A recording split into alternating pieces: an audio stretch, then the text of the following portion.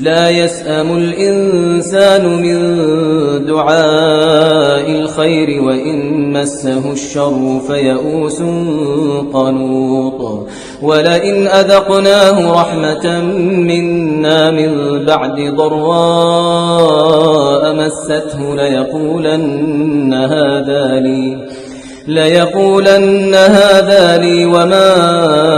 أظن الساعة قائمة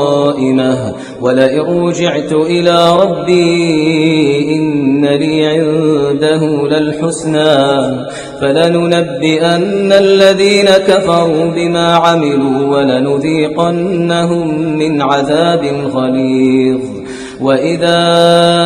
أنعمنا على الإنسان أعرض ونأى بجانبه وإذا مسه الشر فذو دعاء عريض